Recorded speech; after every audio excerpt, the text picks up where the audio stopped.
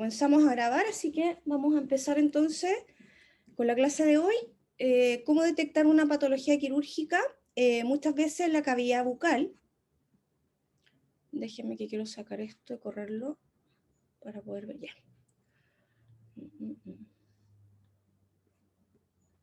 Ya.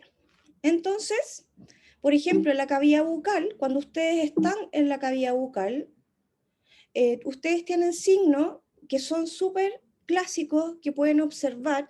Por ejemplo, dificultades para tragar, dificultades para morder, hemorragia, que pueden ser de la zona, ¿verdad?, de la boca. Muchas veces ustedes perciben halitosis, que son cosas que ustedes pueden encontrar y que son parte del examen clínico. Entonces, para ello va a haber una clase especial de todo lo que es la odontología veterinaria con una especialista de dientes, que es la doctora Romina Miranda. Ustedes pueden encontrar en la boca la presencia de tártaro dental, en donde ustedes pueden remover muchas veces eso, pero ustedes también pueden ver que se puede muchas veces perder piezas dentales, lo que lleva a una extracción de las piezas dentales propiamente tal. Entonces, tenemos que buscar también masas que pueden estar presentes en la boquita y que pueden estar en las encías, pueden estar en el paladar, en la lengua o en el tejido óseo. Son patologías quirúrgicas que ustedes también pueden observar. Entonces,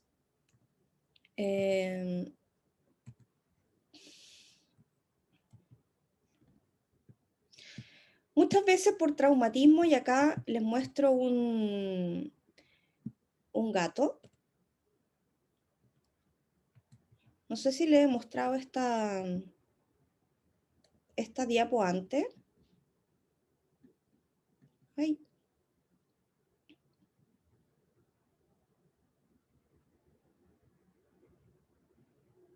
Hoy como que no se vieran las fotos. Ya, pero no importa.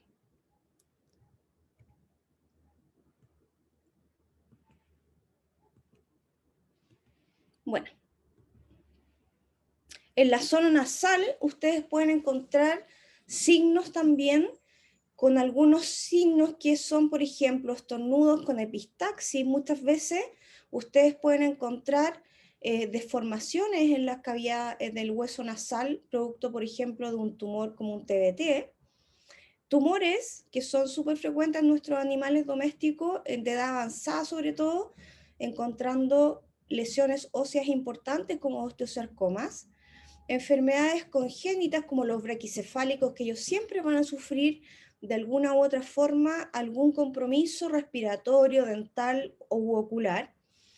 Y cosas como tan simples, a veces hay heridas que están expuestas por la cara y que son una fístula, por ejemplo, oronasal, que es prácticamente una lesión del cuarto premolar superior. Pero todo esto ustedes lo van a ver con la doctora Romina Miranda. Entonces yo no me preocupo acá en cuanto a ustedes a lo que van a la introducción que yo le hago nada más. Sí me interesa el oído porque vamos a ver una técnica que se usa bastante, que es la técnica de CEP, ya la vamos a ver a continuación. Los signos que ustedes pueden encontrar para las patologías quirúrgicas de oído, vamos a tener a veces secreciones anormales del conducto auditivo. Muchas veces es un olor muy particular, un olor así como a humedad.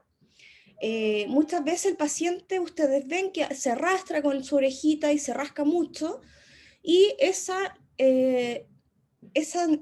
necesidad de rascarse la orejita muchas veces les lleva a producirse, a autoinfligirse lesiones que llevan, por ejemplo, a una patología que la pueden ver muy comúnmente en los perros y que se llaman otohematomas auriculares, y que es precisamente una lesión en el pabellón auricular.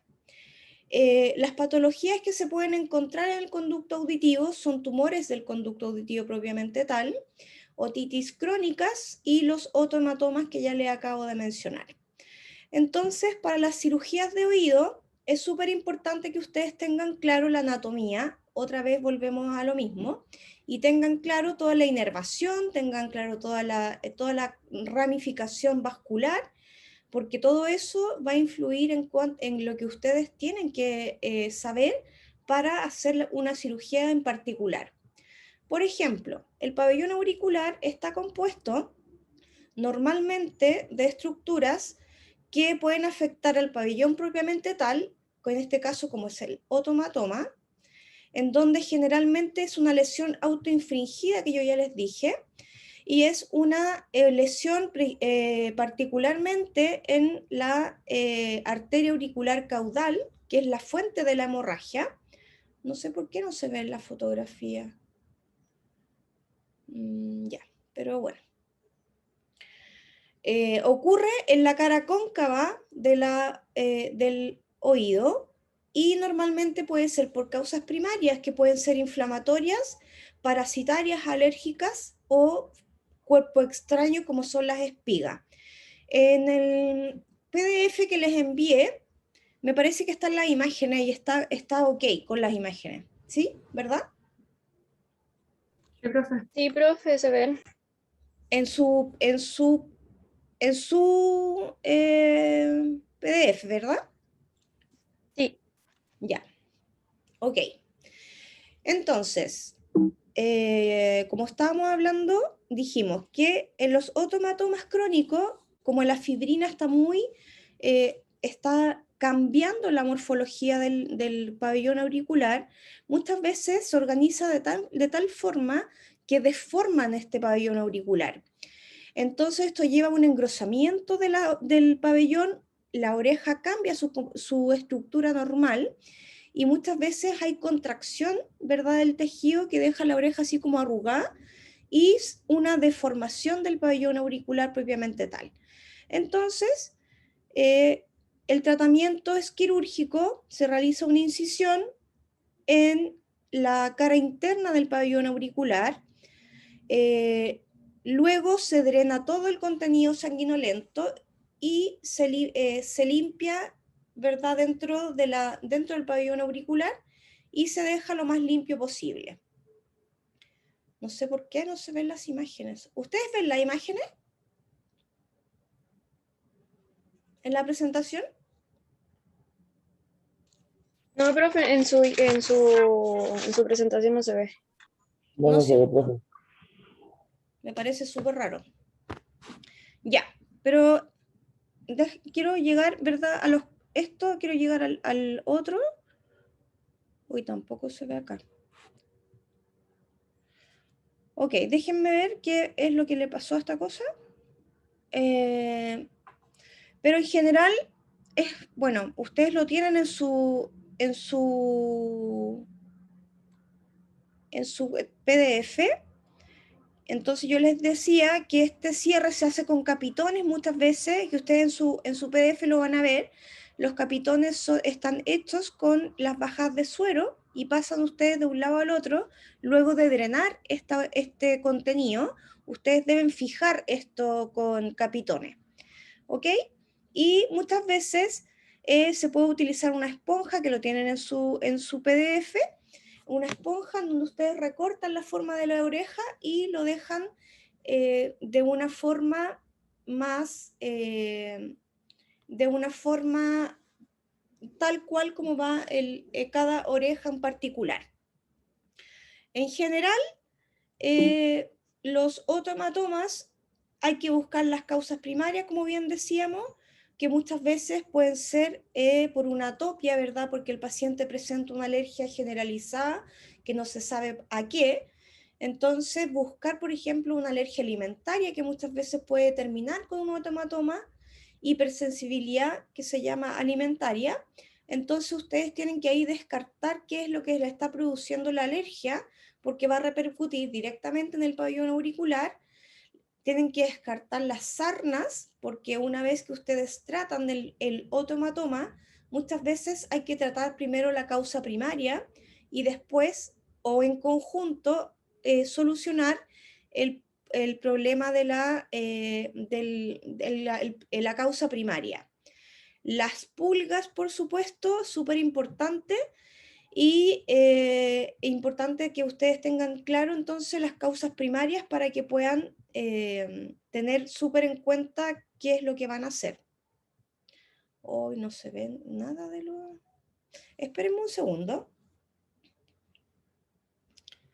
Profe, de hecho, a nosotros no se nos ven los textos donde usted pone las fotos sobre esos textos, como que se pierden. Ya, espérenme A un usted no segundo. le sale la foto y a nosotros sí nos sale la foto. ¿A ustedes sí les sale la foto?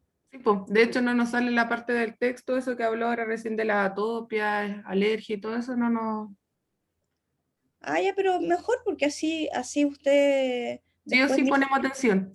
exactamente, muy bien.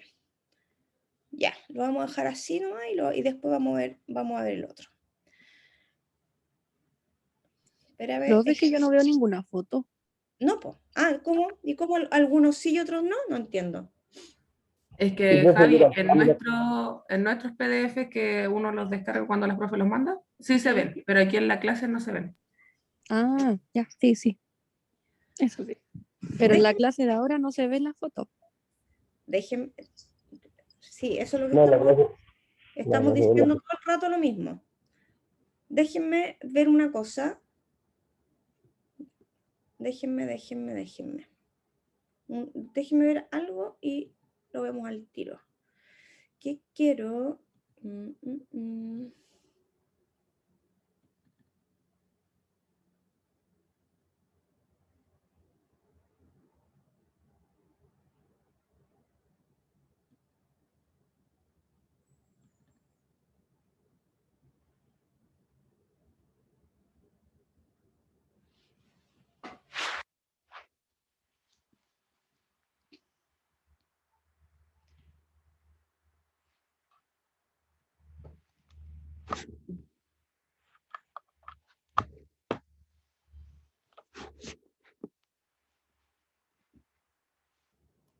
Esto es ley de Murphy porque yo lo probé anoche y funcionó todo súper bien.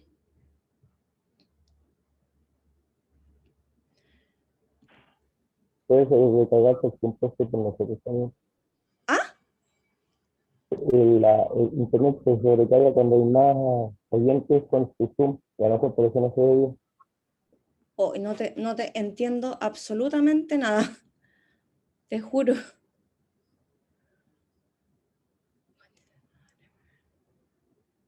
Por favor,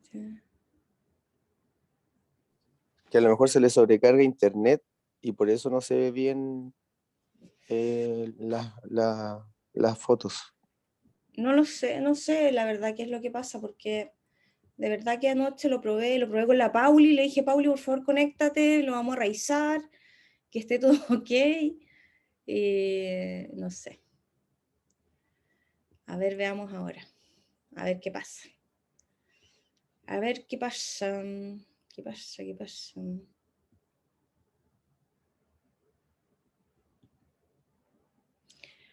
Mira, yo creo que ahora lo solucioné, creo. ¿Estoy compartiendo pantalla? No, profe, todavía No no. estoy compartiendo pantalla, perfecto. Compartir pantalla. ¿Comparto pantalla ahora? Sí, ahora sí. ¿Hay un gato? Sí. Ya. Oh, es que es súper complicado trabajar, que estoy trabajando con un computador que lo tengo exclusivamente para hacer imágenes, pero para clases más específicas, y es un Mac, y funciona totalmente diferente, entonces traspasé con un disco duro, me traje la clase para acá, y es súper complicado porque me cambia, y lo probé anoche, le cambié la configuración para la foto y todo. Ya, pero bueno, sigamos. Entonces la foto que no veían del gatito con traumatismo, que muchas veces nos encontramos con estos pacientes que llegan así. Este computador. Y tenemos un paciente que ustedes están viendo lo mismo que yo y la flechita, ¿verdad? Sí. Ya. O sea, se ve que está señalando la Y imagen. y se ve la imagen. Sí. ¡Yujú! Ok. Entonces, el gatito este acá, si se fijan, llegó con un traumatismo cuando estábamos hablando de las lesiones de la boca, que son, a veces son muy simples de recuperar. Uno ve esto que pareciera que fuera un desastre, pero la verdad solo basta con unir toda la gingiva, que es lo que está en este caso alterado, y vamos a ver que el paciente se recupera bastante rápido de estas lesiones y mira cómo queda acá, totalmente normal y sin ningún proceso ahí que sea complicado, ¿ya? Entonces, el gatito en otra posición, los signos nasales, que esto ya lo vimos. Me interesa que veamos esta parte. Pabellón auricular. Acá es importante que ustedes tengan claro todas las estructuras que vamos a ver en el pabellón propiamente tal. Entonces, a mí me interesa que ustedes sepan la forma en que ustedes tienen la arteria auricular. En este caso, la arteria auricular va en esta dirección desde la zona de la base del pabellón hacia la punta de la oreja y van en dirección longitudinal al pabellón auricular. Entonces, esto es súper importante para cuando ustedes hacen una solución de un notohematoma, porque si ustedes colocan los capitones o todas las suturas las colocan en forma vertical o perpendicular, ¿verdad?, a la zona, ustedes lo que tienen es que si ustedes hacen un capitón por encima de la arteria auricular, muchas veces lo que ocurre es que ustedes cortan la circulación del oído, del pabellón auricular en este caso, y hacen que se produzca una necrosis de la zona, ¿ya? Entonces es súper importante que ustedes recuerden esto, que las arterias y principalmente todas se llaman arterias auriculares. Unas van a ser laterales, otras van a ser internas, otras van a ser medias, otras van a ser profundas, pero todas llevan el mismo nombre. Llevan el nombre de arteria y vena auricular, ¿ya? La parte lateral y medial para que se ubiquen más o menos en la zona de cómo es el oído. Y muchas veces vamos entonces a encontrar esta zona en donde el pabellón auricular, que ustedes lo ven ahora en la fotito, que es la típica oreja de empanada, y que vamos a encontrar a este paciente en donde se ve, ¿verdad?, esta zona de engrosamiento, en donde ustedes tienen que hacer una incisión por la zona cóncava, que es por la parte interna del pabellón, y esto se limpia, como ya les decía, y tienen que buscar las causas primarias, que es súper importante, y finalmente cuando ustedes hacen el abordaje, la incisión se hace por la cara interna, esta no se sutura, se limpia todo el contenido, cero sanguinolento, que generalmente es sangre, y colocan estos capitones que tienen que ir en dirección a las arterias auriculares. Y finalmente existen otras técnicas como las esponjas que les decía, y estas esponjas ustedes visualizan, las suturan y finalmente las recortan dependiendo de cada oreja, de cada molde y de cada oreja, de cada forma en realidad. ¿Se entiende?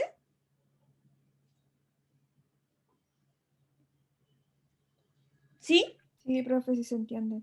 Miren, acá en la parte del otohematoma auricular puede estar completamente llena este pabellón auricular por dentro o presentar zonas que son zonas circunscritas en donde ustedes pueden ver este pabellón auricular que está en la parte de la base, está como una pelotita, como si fuera una empanada. Bueno, eso tienen que hacer que se forme, hacer la incisión que normalmente es por la cara interna, y los capitones tienen que ir en forma longitudinal y no en forma vertical, porque cuando ustedes hacen esto, lo que hacen es cortar las arterias auriculares y van a dejar con una isquemia el pabellón auricular. Entonces acá, en una vista más más amplia y con todos los ejemplos, los capitones van por debajo o por la cara interna del oído y por la cara externa. Normalmente, si el otomatoma es muy grande, vamos a hacer una incisión sigmoidea en forma de S para seguir la forma de la oreja o del pabellón auricular y hacer estos capitones, ¿verdad? Que van de un lado al otro de la orejita y siempre en posición horizontal o longitudinal al eje axial del pabellón auricular. Nunca vertical, siempre en forma horizontal. ¿Se entiende? Súper importante entonces hacer una exploración de la zona del oído. En este caso tienen que mirar muy bien lo que ustedes están evaluando, ¿verdad? Tienen que revisar con un otoscopio. Recuerden que nuestros pacientes tienen el oído externo es una L. Entonces, cuando ustedes revisan el pabellón auricular, tienen que estirarlo y con el otoscopio tienen que mirar para poder ver hacia el oído interno. Porque la parte externa, claro, la puedo ver, pero con el otoscopio puedo evaluar la parte interna.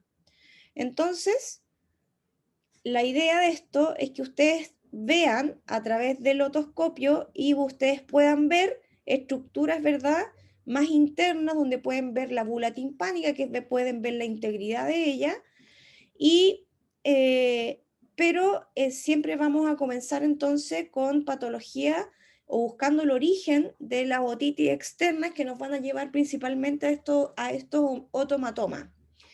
Lo mismo, hay que buscar la causa predisponente, siempre hay una causa primaria, pueden ser ácaros, pueden ser cuerpo extraño, pueden ser alteraciones metabólicas, pueden ser reacciones autoinmunes, pueden ser algunas levaduras como la malacesia, que es súper común ahora de encontrar en nuestros pacientes, puede ser alergia por contacto con algún químico, etc.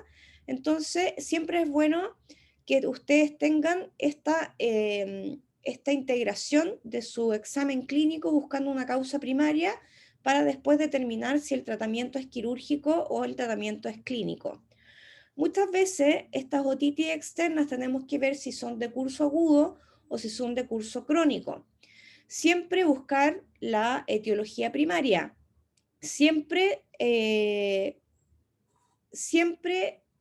hacer un plan de tratamiento en base a los signos clínicos que van a estar presentes, ya sea crónico o sea agudo. Entonces así ustedes pueden observar, por ejemplo, acá tenemos espigas, ¿verdad?, que están en este oído, que se ven claramente acá. Por supuesto que esto es de curso agudo, entonces tenemos una inflamación de todo el oído interno, de la parte de la L, y acá en la foto del lado derecho tenemos un engrosamiento, ya esto es crónico, y tenemos un engrosamiento tal que está incluso cerrando el conducto auditivo. Entonces todo eso tienen que tenerlo presente antes de tomar una decisión. Este paciente con esta zona tan con fibrina ya deforme necesita una cirugía que se llama técnica de CEP, pero no es más que la ablación de la pared lateral de la porción vertical del conducto auditivo externo. Esta técnica de CEP puede ser parcial o puede ser completa. Ya vamos a ver las diferencias. Pero en sí es una ablación de la pared lateral de la porción vertical del conducto auditivo externo, que es una proyección del conducto. Entonces acá en una fotografía súper simple, acá yo les muestro, primero ustedes marcan, normalmente esto yo lo hago con un lápiz quirúrgico, o si no tengo un lápiz quirúrgico lo marco con gotitas de sangre, con una primera incisión y lo dibujo, o muchas veces yo ya sé por dónde tengo que hacer la incisión, entonces la verdad que me es más simple, pero esto lo vamos a ver en las clases presenciales, vamos a trabajar cuando tengamos nuestra clase presencial y esto se los voy a enseñar a hacer en un paciente, en cadáveres. Esto yo lo enseño todos los años en cadáveres Es una técnica súper simple y la verdad que hace mucha solución al problema. Entonces, ustedes ven esta zona del oído, hacen un corte, ¿verdad?, por la piel, y luego levantan y tienen ustedes el conducto interno, perdón, el conducto interno del pabellón auricular. Entonces ustedes cortan esta zona, la cortan lo que uno tiene marcado, lo doblan hacia afuera y después esta zona queda con esta zona que queda libre, el oído interno, para que el paciente pueda escuchar. Entonces sacamos toda esta zona. Lo vamos a ver ahora en un paciente real. Y acá lo que yo les decía, yo marco con sangre, aunque suene loco, pero lo marco, hago una incisión primero y después lo marco y voy dibujando con el bisturí, corto la piel y además corto la parte interna del conducto auditivo. Siempre lo voy midiendo con lo voy midiendo para que quede la misma cantidad, porque cuando ustedes acá cortan, acá sacamos el trozo de piel, acá está la parte interna del conducto, voy a cortar el conducto acá y perdón, en una porción y acá. Acá no, porque lo tengo que dar vuelta. Entonces yo al darlo vuelta, hago que este espacio quede más abierto para que el paciente pueda oír. Entonces acá, ya un poco más avanzando, tenemos la lengüeta esta que cortamos. Estamos haciendo entonces una abertura quirúrgica. Entonces el paciente queda de esa forma. Aquí ya está la abertura, aquí un paciente, este es el mismo paciente que ya está con la cicatriz, esto ya viene ya a un control. Si se fijan, el oído ahora quedó despejado, y esta es la técnica parcial. Y cuando es una técnica completa, se saca todo el conducto auditivo interno, y se deja una incisión que es un circular directo del tímpano hacia afuera del oído, ¿ya? Lo pueden encontrar en la literatura que les dejé anexa en su programa de curso. Ahí dice los textos y todo lo que pueden encontrar para estas patologías. Las neoplasias que podemos encontrar en el oído externo son carcinomas de células escamosas, principalmente, sobre todo en los pacientes felinos, carcinomas ceruminosos, que se les llama, que son súper poco frecuentes, pero existen, carcinomas de origen indeterminado. Las metástasis son súper raras de un cáncer de oído, son súper raras que hagan metástasis en otros órganos. La invasión es más bien local, sobre todo en gatos, que es más agresivo que en los perros. Los carcinomas de células escamosas, los gatitos, por ejemplo, en un pabellón auricular, lleva a que el paciente hay que amputarle en la oreja, muchas veces, el pabellón auricular. Entonces, tenemos un paciente en donde ustedes están observando desde afuera con el otoscopio. Tienen un oído normal a su lado izquierdo y tienen un oído que está completamente irritado en su lado derecho, y es lo que ustedes van a ver. Ahora, la ablación, que ya les dije, la ablación completa del canal auditivo, que es la técnica de CEP, pero con una ablación completa, no parcial. Lo que hacemos es lo mismo. Ven, si ustedes se fijan, vamos en la primera ablación que les mostré, que es parcial, nosotros sacamos una lengüeta de esta zona y dejamos parte del conducto. En este caso, cuando por ejemplo tenemos todo con masas, en el caso de que tuviésemos masas como cáncer en el oído, lo que se hace es sacar todo el conducto auditivo. Ustedes hacen la misma incisión.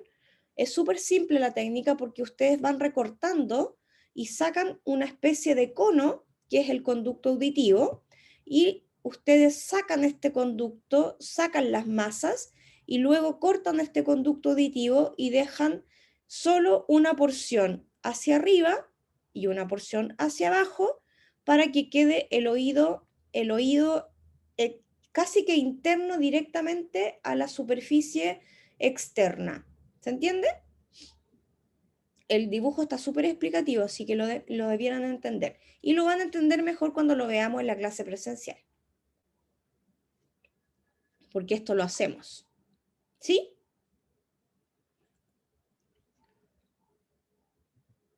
Ok. Sí, profe, sí se entiende. Súper. Entonces, lo mismo explicado paso a paso, la incisión, por dónde se hace, dónde se corta, la lengüeta y se deja, algunas veces uno puede dejar un drenaje, entonces ustedes hacen esta Y o T que forman, ¿verdad?, para cerrar el conducto y pueden dejar un drenaje, pero muchas veces, yo a veces no los dejo con drenaje, porque me da un poco de susto que esté muy cerca de la bula timpánica. Entonces la verdad es que trato de hacerlo lo más libre posible, que quede todo despejado y obviamente trabajar muy minuciosamente. Y ya cuando entramos al oído medio, ya acá yo pongo un poco más de cuidado, porque cuando ya afecta el oído interno, el oído medio, perdón, yo ahí ya como que trato de que los vean los médicos, porque aquí ya los clínicos tienen mucho más que ver que lo que yo puedo hacer, porque quirúrgicamente acá no puedo hacer mucho, a no ser que en algunas ocasiones la bula timpánica está tan contaminada que muchas veces me piden la excisión de la bula timpánica para sacar todo el contenido purulento, algunas veces, pero es súper extraño, pero se ocurre. Entonces, ¿qué enfermedades podemos encontrar en el oído medio? Podemos encontrar traumatismo, ¿verdad? Podemos encontrar infecciones que pueden ser infecciones de ácaros, de bacterias, de levadura, etcétera. Primarias en gato por falta de drenaje en el caso de carcinoma de células escamosas. El ingreso de las infecciones son por el meato acústico externo que llegan al tubo auditivo, o en otras ocasiones llegan por vía hematógena, vía vascular, y ahí ya es más complicado, por eso les digo que aquí el apoyo con los clínicos es fundamental. Y las neoplasias, que son súper frecuentes en algunos pacientes, como los gatitos y nuestras afecciones de células en los carcinomas de células escamosas, que llevan a que tenga que hacer como tratamiento, ¿verdad?, a la ablación completa del pabellón auricular con la técnica de CEP, así se denomina. Y en este caso, además de sacar, ¿verdad?, la zona del conducto auditivo, acá en este caso se hizo una irrupción de la bula timpánica porque estaba contaminada y se hizo una amputación de ella o exéresis de ella, ¿ya? Acá tenemos otro paciente en donde estamos trabajando, ¿verdad?, en el conducto auditivo, en donde vamos a dejar, ¿verdad?, una zona para trabajar y hacer esta ablación, que es bastante simple. Se ve complicado en la parte quirúrgica, pero de verdad que es una técnica súper, súper, súper simple. Y cuando veamos en el cadáver, ahí ustedes les puedo explicar más detenidamente, o con el profesor que les toque, la técnica de CEP, que alivia mucho a los pacientes y la verdad que andan súper bien. Preguntas de oído, porque aquí nos pasamos a génito urinario ahora. Profe, pero al extraer la bula timpánica, ¿que ahí pierde la audición Sí, pero le salvaste la vida. Ya, Sí, pero porque ese era mi... Ya, porque, claro. No, si sí, era por eso. si no hay bula timpánica, no hay No, pues no hay audición, por eso le preguntaba. audición.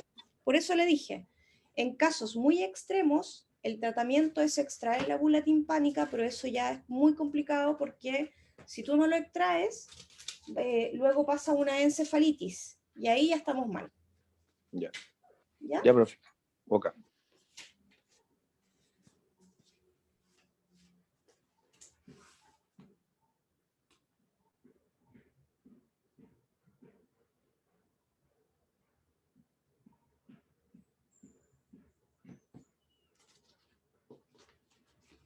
¿Me preguntas?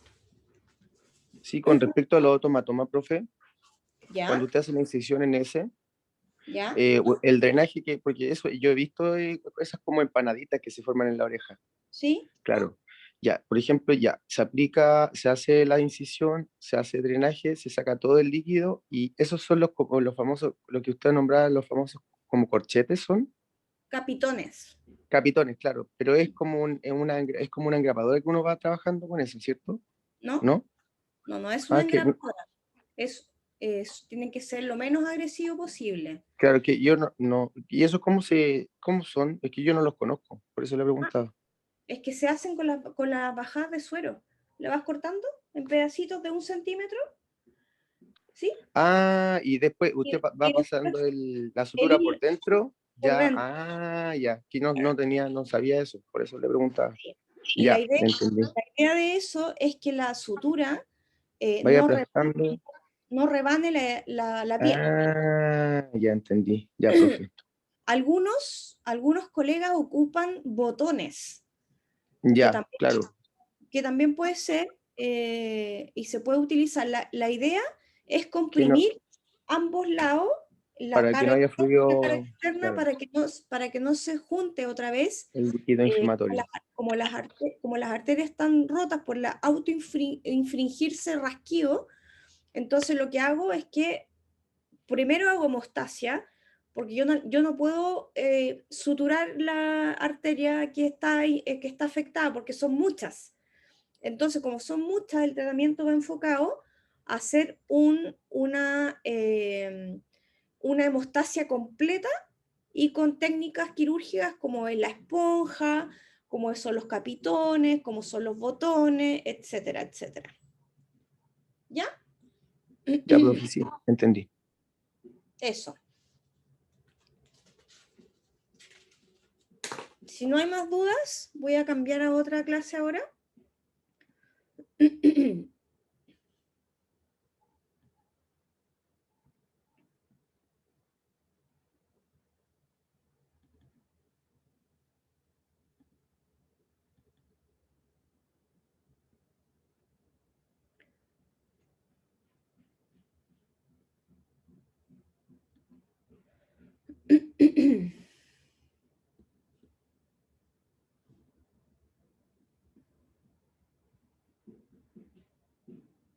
Estoy compartiendo pantalla, chicos, ¿no?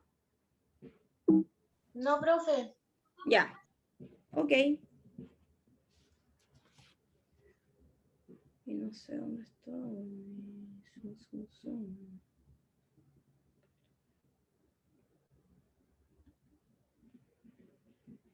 Ya, entonces vamos a compartir pantalla.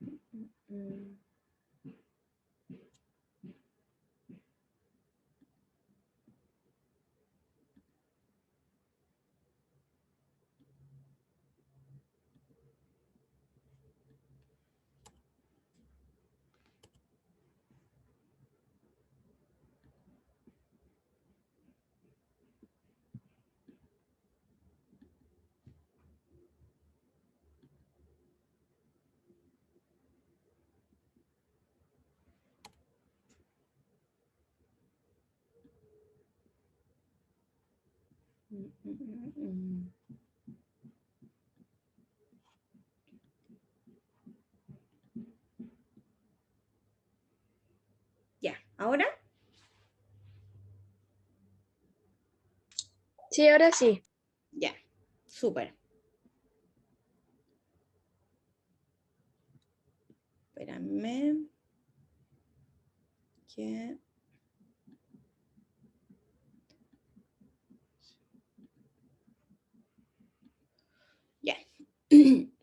Ahora sí que sí. Ok, nos vamos entonces al sistema genitourinario. Este capítulo es un capítulo que me gusta mucho, es una de las cirugías que yo creo que más llegan a la clínica, sobre todo en la parte urinaria. Es algo bien común. Y el tema lo coloqué como genitourinario por las cercanías que están los órganos ambos, tanto en machos como en hembra, del sistema reproductivo al sistema urinario. Entonces, nuestros pacientes con genitourinario, en general, las patologías que vamos a encontrar acá para hablar y para contarles, esto traté de minimizarlo mucho, porque la verdad que aquí hay mucho material para entregar, pero lo traté de focalizar para que ustedes tengan las herramientas de lo más común que ustedes encuentran en la práctica clínica. Tenemos neoplasias ováricas, que son a veces muy frecuentes de encontrar. Las signologías presentes normalmente son celos que ocurren no en un periodo normal. Por ejemplo, un celo entre uno y otro tienen que ser aprox de 6 meses en las pacientes que no están esterilizadas, y normalmente las neoplasias de ovario hacen que estos celos sean cada 2 meses, cada 3 meses. Entonces tenemos signología que es muy característica. Vamos a ver una a una, así que se los voy a nombrar.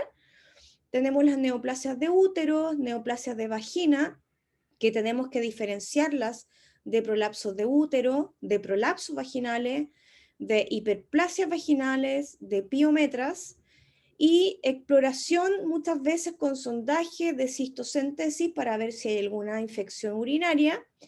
Muchas veces es muy importante la observación clínica, los exámenes complementarios son fundamentales acá, sobre todo la ecografía, y lo más encontrado en la parte, la parte urinaria son las urolitiasis, ya sean renales, ureterales, vesicales. Hay uretrales que ya se los había dicho, ¿ya? Entonces, las neoplasias mamarias, muy importante mencionarlas acá, porque también son parte del sistema reproductivo de la hembra, ¿ya?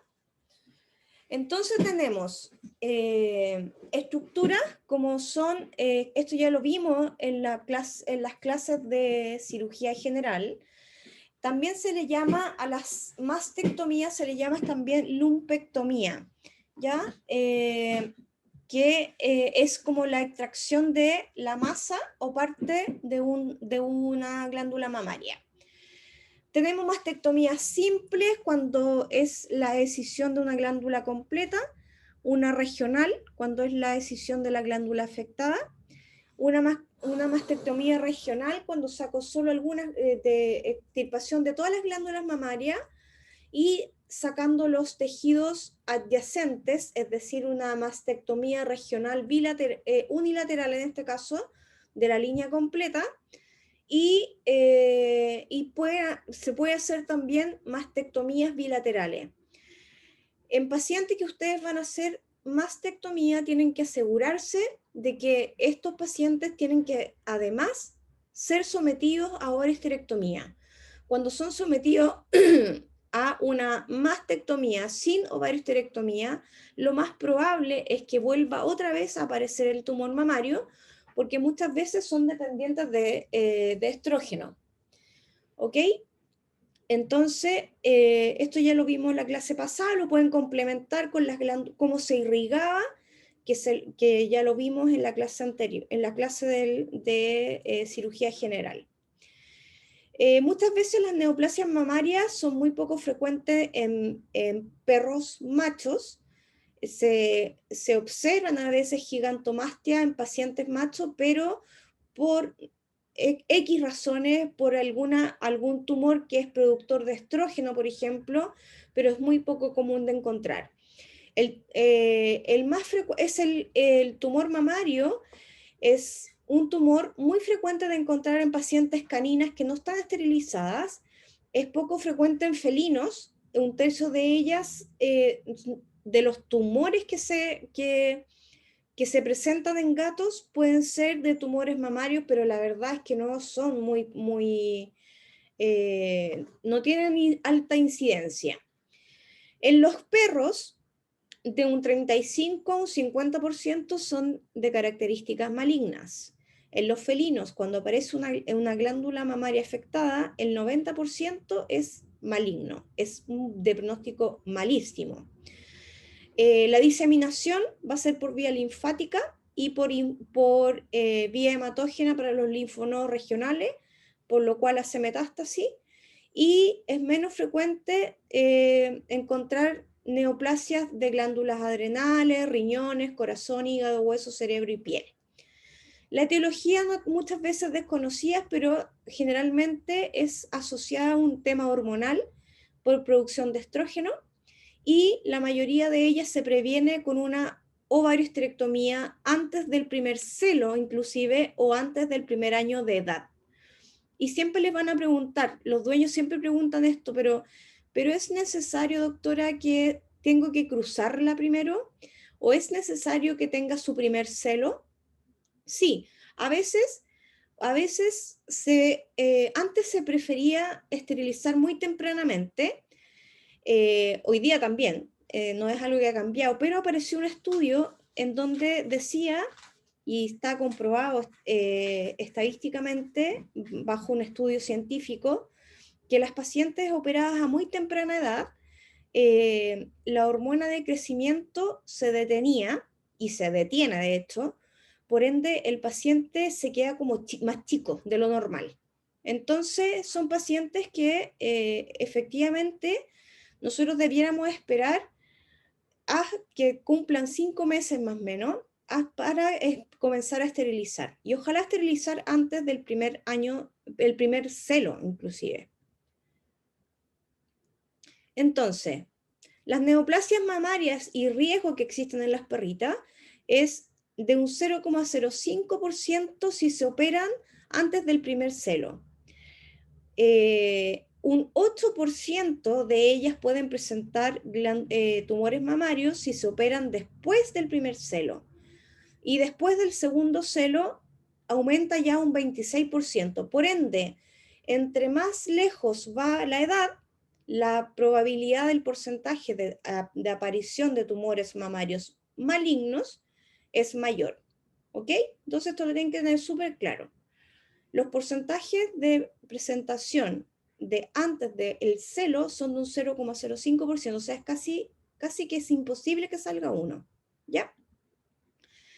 En las pacientes con gatitas que superan antes de los 6 meses, es un 9%, pero ya sabemos que el grado de presentación de nuestros pacientes felinos es muy baja, pero cuando está es de un 90% de agresividad maligna.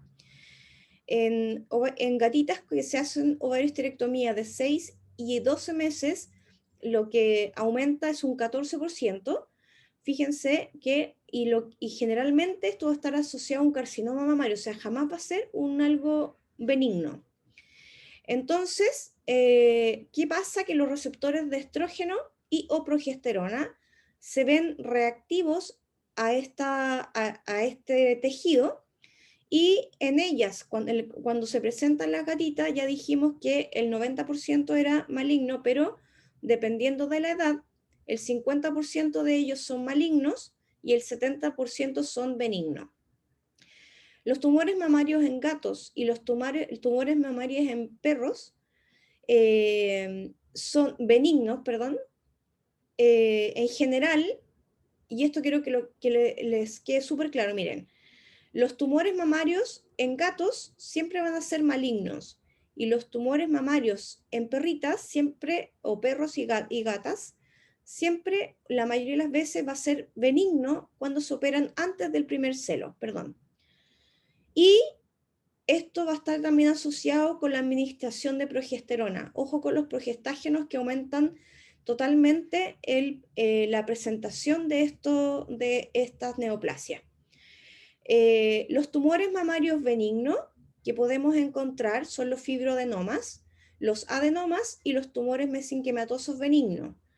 Los tumores malignos, mamarios benignos, son los adenocarcinomas, los sarcomas, que son en presentación más bajita de un 5%, y los carcinomas. Y los podemos también encontrar en tumores mixtos, que generalmente si son mixtos van a ser malignos.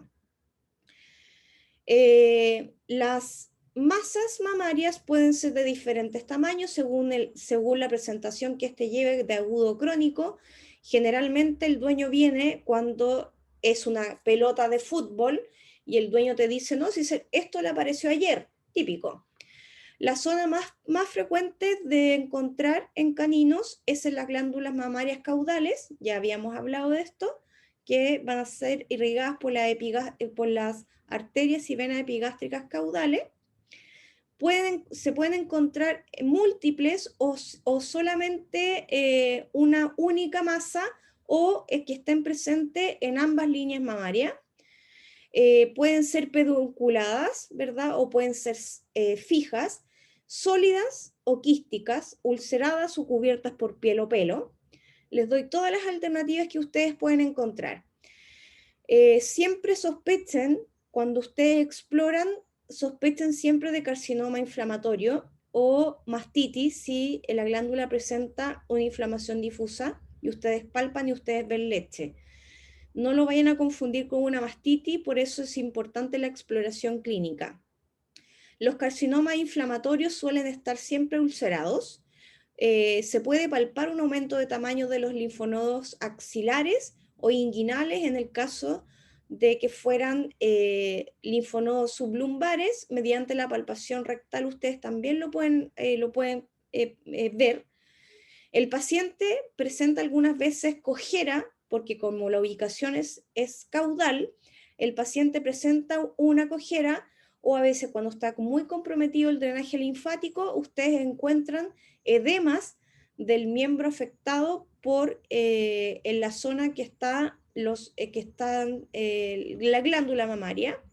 En el caso de las glándulas más caudales podemos presentar una alteración de la zona de la zona de drenaje y encontrar edema en ambos miembros, lo que puede sugerir que esto pueda ya estar metastizado. Si ustedes viene un tumor, como en la fotografía que ustedes ven al lado izquierdo y la ven de esa forma, la verdad que el pronóstico es súper, súper malo, es horrible, esta foto acá, esto no es, ustedes miran y inmediatamente ustedes dicen esto no es benigno, ¿ya? Y es frecuente encontrar que el paciente está débil, que ha bajado de peso, que no quiere comer, hay mal olor de la zona, y si hay mucho dolor de la región mamaria, muchas veces el tratamiento no es quirúrgico, es de mal pronóstico y muchas veces el tratamiento es la eutanasia.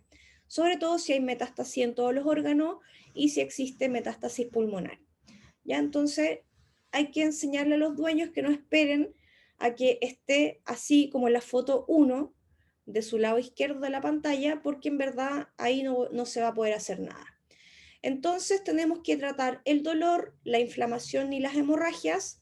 Tenemos que tratar que estas complicaciones de neoplasias mamarias sean tratadas, ¿verdad? Los seromas que se producen por la infección pueden ser muy frecuentes de encontrar. Puede haber dehiscencia o puede haber edemas de los miembros, por lo que ya les contaba, y necrosis isquémica porque la zona la masa donde está ubicada, puede hacer una especie de necrosis, pero a la vez isquemia de la zona, entonces no vamos a tener flujo sanguíneo ni retorno venoso, por lo tanto va a ser una complicación muy grave de tratar. Esto se lo dejo solamente para el pronóstico.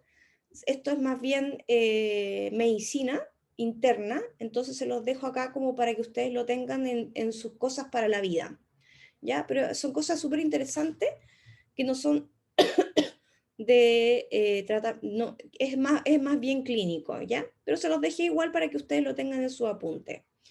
Y así también podemos establecer un pronóstico, ¿verdad? Según el tipo de neoplasia, podemos definir si esto va a reincidir dependiendo de la neoplasia y en qué, cuándo se realizó esta cirugía, la supervivencia del paciente o la sobrevida del paciente, y aquí es súper importante que tengan en cuenta la edad del paciente, si el paciente es esterilizado antes del primer celo, no debiera presentar ninguna neoplasia. Si ustedes operan a un paciente a los 10 años y tiene una neoplasia, por supuesto que la supervivencia va a depender un poco de la condición general del paciente y un poco del tipo de tumor en el cual estamos observando, y además depende mucho de las características del tumor en sí y la asociación con otras áreas, por ejemplo, con la oncología. Entonces acá, el estar con un oncólogo en conjunto y trabajar esto en conjunto, podemos estimar una sobrevida, que cuando ya sobrepasan los 10 años de edad y es un tumor muy maligno, la verdad que la sobrevida puede ser de meses a un par de años, no más que eso. Entonces, para el procedimiento quirúrgico, normalmente si vamos a extraer una línea mamaria, se hace una incisión por la línea media y se extrae más o menos, idealmente hasta 2 centímetros de borde de la incisión, de 2 a 3 inclusive centímetros, sacan las líneas mamarias, ligan las estructuras vasculares que ustedes ya las conocen, debridan, sacan, ¿verdad?, toda la zona de la piel y glándulas mamarias, hacen varios planos de sutura para obliterar el espacio muerto, que es uno de los principios de Halsted, y finalmente cerramos en una línea y tenemos en este caso entonces una mastectomía parcial de las glándulas mamarias caudales. Este es un paciente que viene con una masa gigante de la glándula mamaria caudal. Si nosotros tomamos una radiografía de esta zona, vemos que se encuentra adherido, pero que se puede definir los bordes, lo cual es súper bueno. Siempre es importante hacer una ecografía y ver qué podemos encontrar acá. Muchas veces eso nos puede arrojar alguna información importante. Si se fijan, miren la turgencia que esto tiene. La verdad es que es un tumor que es bastante denso, consolidado, por lo tanto eso me indica ya una malignidad por la forma y consistencia que este tiene. Sin embargo, uno cuando ya va haciendo esto, la exploración, uno va encontrando cosas que uno dice, a ver, esto puede ser masa, puede ser grasa, y finalmente, en este caso, miren cómo se saca toda esa zona, y finalmente lo que era una masa tumoral, resultó no ser una masa tumoral, era una hernia inguinal, y su contenido era el útero. Entonces la exploración clínica es súper importante, porque si ustedes ven al principio, y yo veo esto, y es urgente, y yo lo estoy trabajando como una masa, yo ya sabía lo que había, porque a la ecografía yo ya sabía que estaban los cuernos uterinos, y supe distinguir que aquí había estaban los cuernos uterinos, y en verdad esto no era una masa, sino era una hernia inguinal.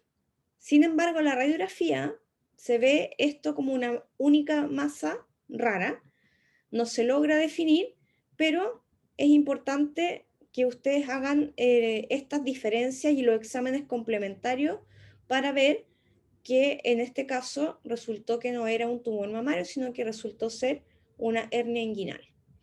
¿Ya? Útero gigante, aumento, ligamento ancho, cervix, estaba todo dentro de la hernia. Bueno, y acá sí un paciente con tumor mamario, que hicimos una ovaristerectomía primero, ¿verdad? Se hizo extracción de las glándulas caudales, Acá están las suturas, ¿verdad? De las arterias y venas.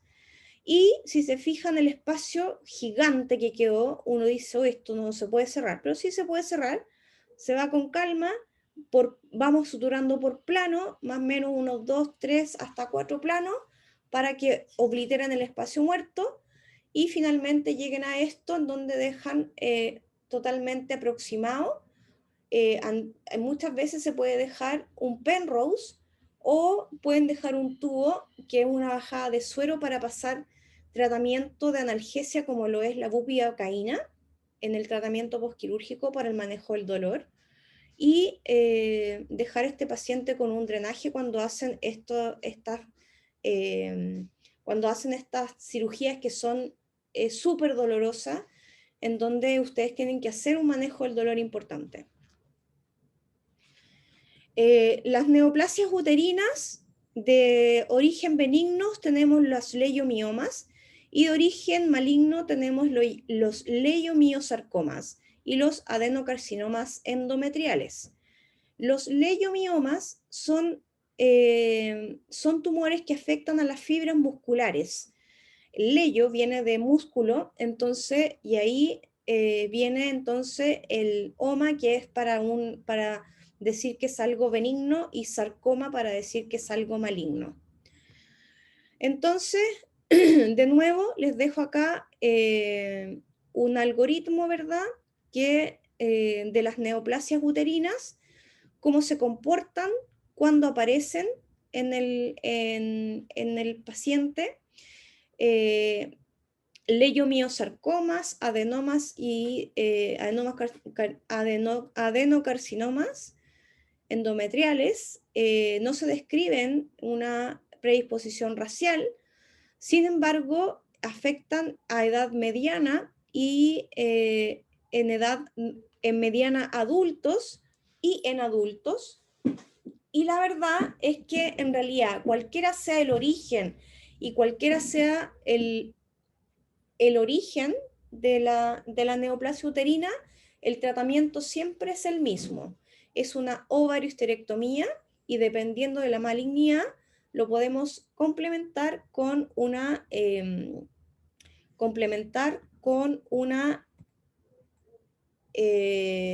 quimioterapia, si es necesario, si el oncólogo lo decide.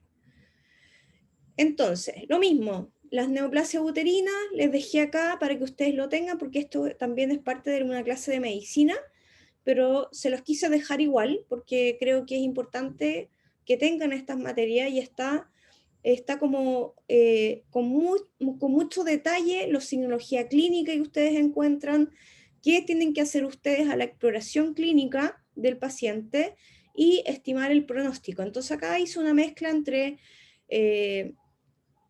la etiopatología, lo que ustedes ven a la semiología o exploración clínica, y el pronóstico del paciente, que eso ya es medicina interna.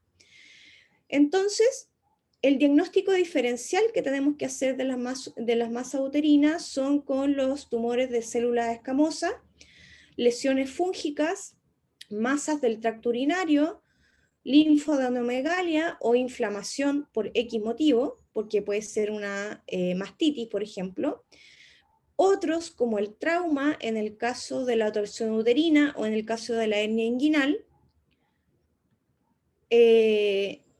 Flujos vaginales, para que no se confundan, que puede ser una neoplasia, que puede ser propia del estro, puede ser propia de un parto, puede ser propia de un aborto, puede ser propio de una piometra o de una mucometra o de una hemometra. Entonces, todos estos diagnósticos diferenciales tienen que hacerlos para las neoplasias uterinas. El tratamiento siempre va a estar indicado para una ovariohisterectomía, y si tengo neoplasia, esta neoplasia se va a biopsia, ¿ya? A la ecografía normalmente encontramos, ¿verdad?, estos grandes cuernos, y ustedes lo observan de esta forma. Uno afina el ojo, entonces cuando ya ustedes saben trabajar con su ecógrafo, uno ya determina cómo se ve en la ecografía. Pero sea cual sea el diagnóstico que ustedes hicieron, sea la neoplasia que sea, el tratamiento es la ovariohisterectomía y biopsia de la masa. Ahora hay otra patología que es la piometra. La piometra es en sí es el acúmulo de material purulento en el interior del útero. Se denomina en algunas ocasiones el complejo hiperplasia endometrial quística. También podemos encontrar hidrometras, podemos encontrar mucometras y podemos encontrar hemometras. Sea cual sea, lo mismo. Sea cual sea su origen, el tratamiento siempre es una ovariohisterectomía. Y aquí, antibiótico así, pero full. Y ojo con ese paciente, porque cuando el paciente tiene piometra, el paciente puede estar renal por una infección ascendente desde el útero hacia los riñones.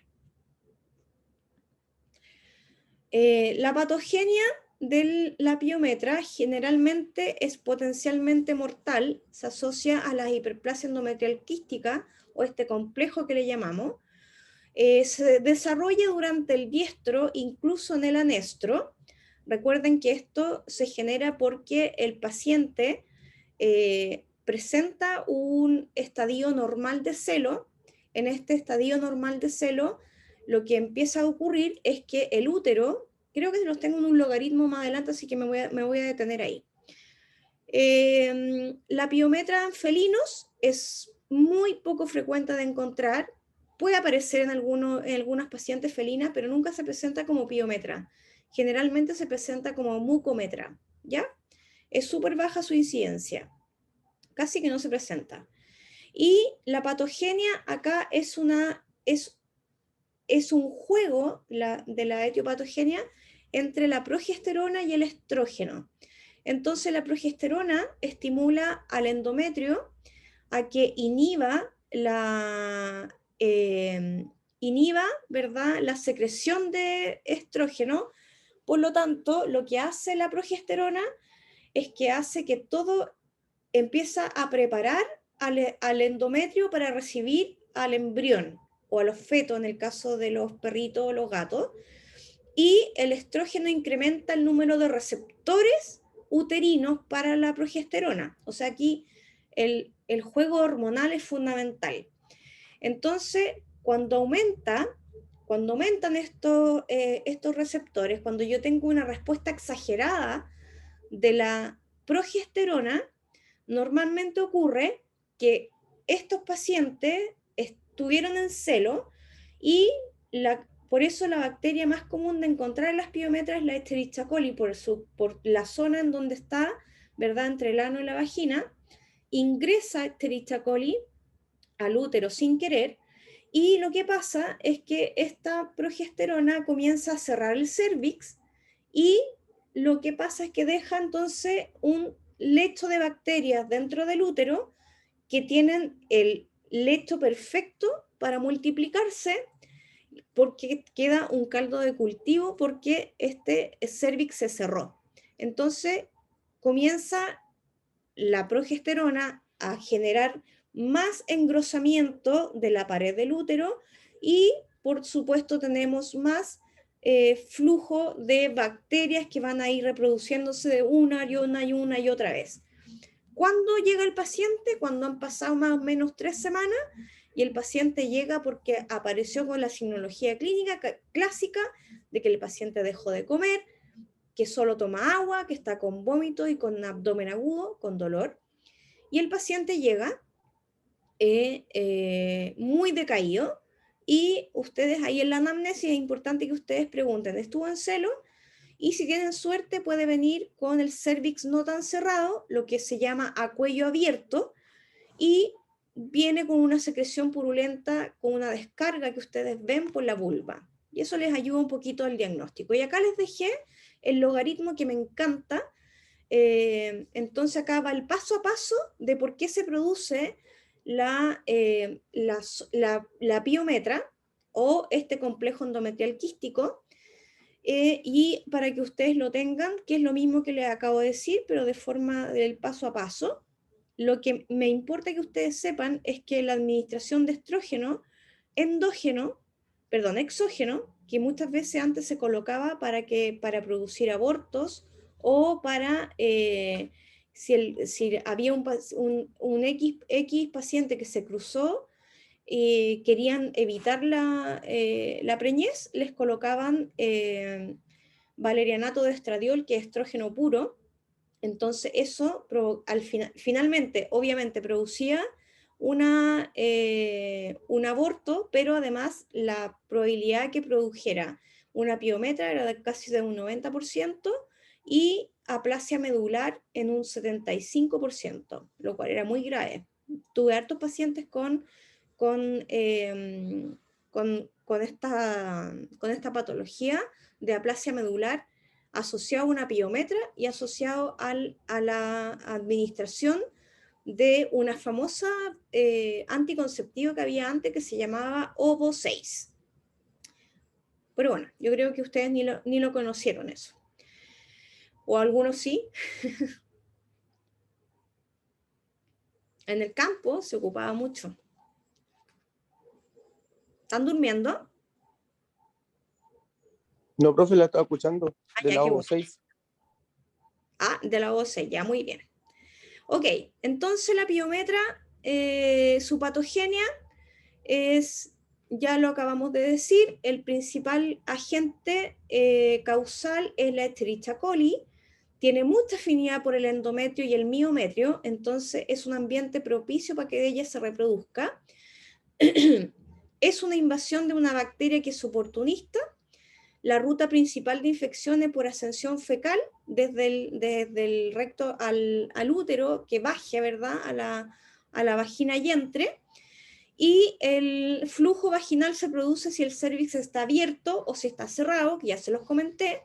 Ustedes van a ver la descarga si va a estar con cuello abierto y no van a ver la descarga cuando está con cuello cerrado, que también lo acabamos de hablar. Y acá es súper importante que en la anamnesis el dueño lo mismo les comenta que el paciente estuvo en celo hace 3, puede ser hasta entre 4 o 8 semanas, pero lo más clásico es entre la tercera y la cuarta semana post-celo. Entonces eso es algo súper, súper importante que ustedes tienen que tener en cuenta. Los signos clínicos ya los hablamos, la exploración clínica también lo hemos hablado, dijimos que podía haber un flujo o una descarga si era cuello abierto o cuello cerrado, y el paciente en algunos casos se recuperan espontáneamente debido a la regresión del cuerpo lúteo, lo cual en mínimo porcentaje ocurre eso, pero las tasas de mortalidad después del tratamiento quirúrgico de una piometra oscilan entre el 5 y el 8%, y eso es súper importante decirle al dueño porque algunos pacientes no se recuperan viendo una piometra. Pueden hacer cuadros renales importantes y en verdad la gravedad no es por la piometra en sí, es porque está con un cuadro renal. Y absolutamente si hay una ruptura del útero dentro del abdomen, o sea, la probabilidad de un shock séptico es de un 75% y la probabilidad de muerte lo es igual. Entonces ahí hay que tener ojo con eso. Ahí les coloco algunos porcentajes para que ustedes los tengan, y el pronóstico después de la cirugía es muy bueno si no hay contaminación abdominal, si se controla el shock séptico, si controlé todo el daño renal, el tratamiento después de las 48 horas postquirúrgico, el paciente se recupera impecable, como si nada. Entonces el tratamiento, volvemos a lo mismo, siempre es lo mismo.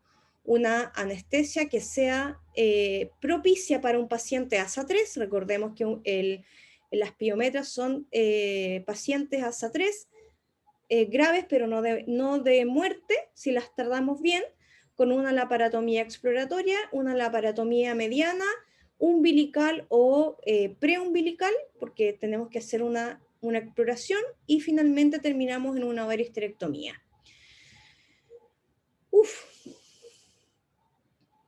No sé si alcancemos a ver la parte 2, porque estamos como justo en la hora ya. Entonces, ¿dudas hasta acá?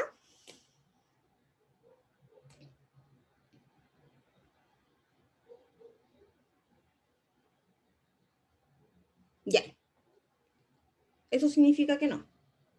Ok. Prolapso y hiperplasias vaginales. Se producen en el estro o proestro como resultado de una edematización del tejido vaginal, producto por lo mismo por el aumento de estrógeno.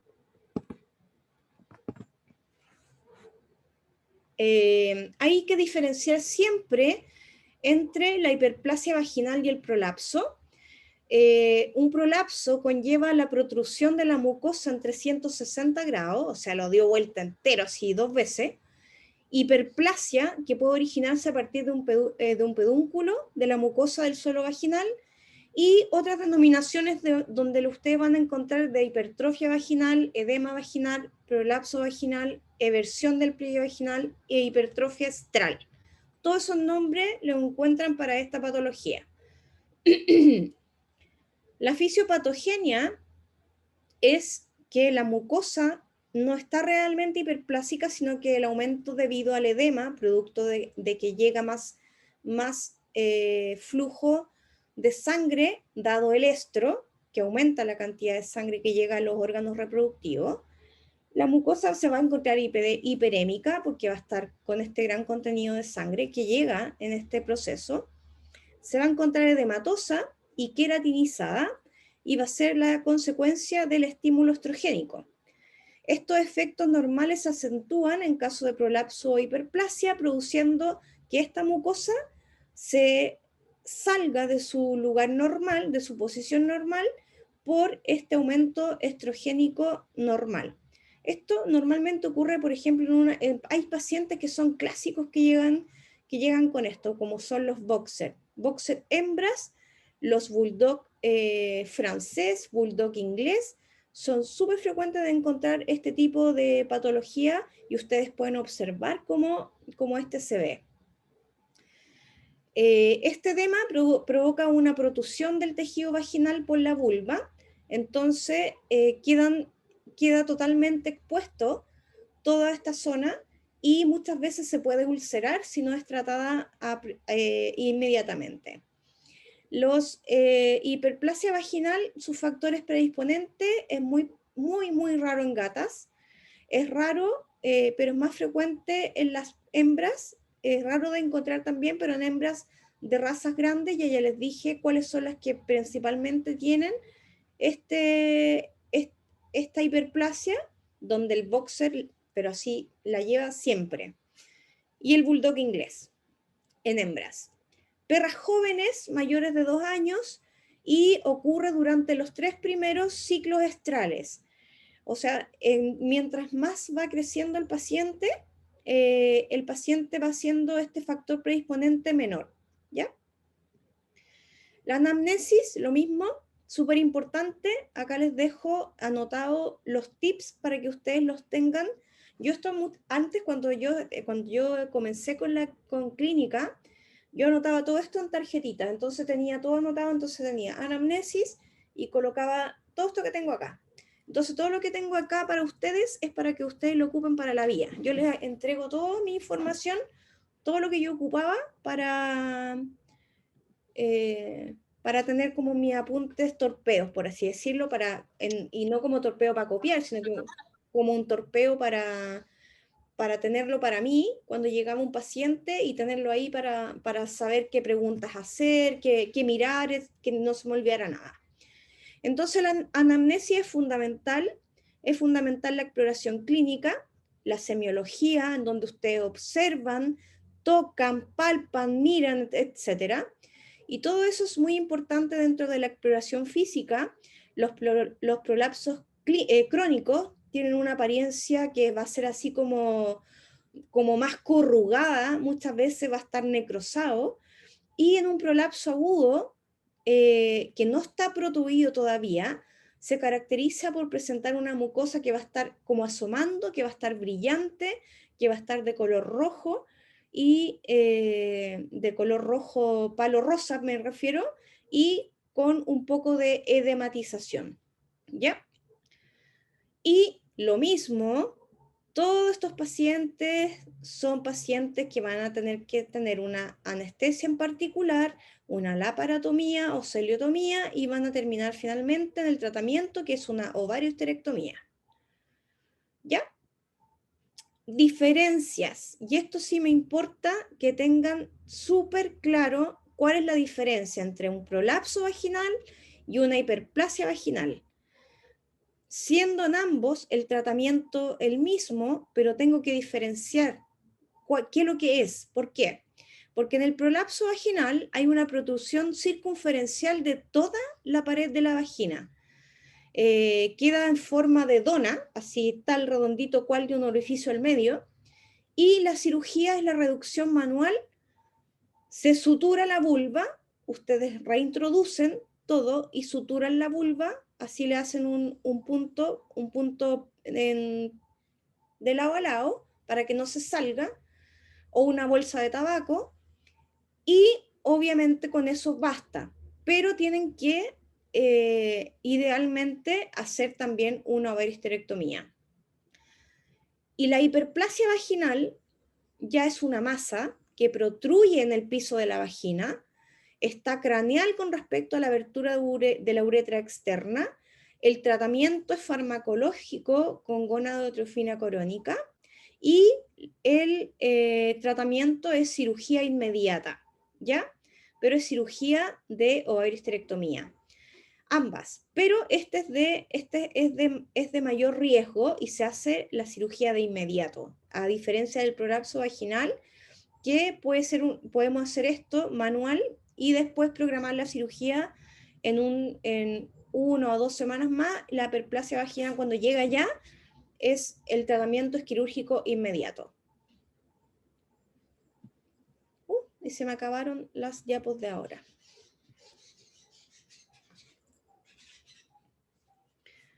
Chicos, ¿dudas?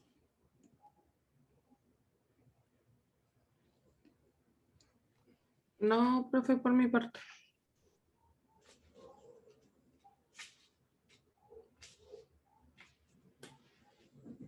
¿Todo bien?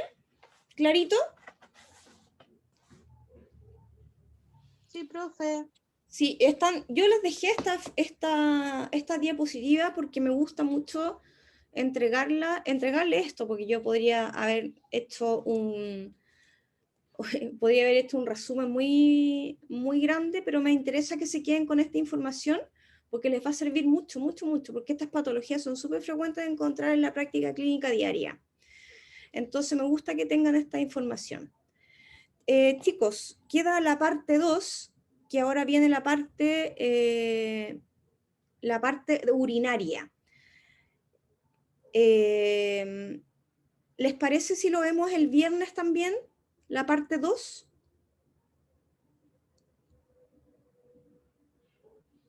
Profe, entonces para el viernes sería el control y después las 2 clases que nos queden, que sería urinaria y... Y nada más. Ah, ya. Por eso le dije, el poquito que me queda, pero que es tan importante porque como es urinario, y ahí tenemos que ver la cistotomía, los urolitos, la uretrostomía, tenemos que ver la nefrectomía, las uretrostomías de gato, uretrostomías de perro. Entonces, como harta información para que lean la clase, porque se las mandé, la lean y vayan con las dudas listas para ese día. ¿Les Ya, parece? profe. Con respecto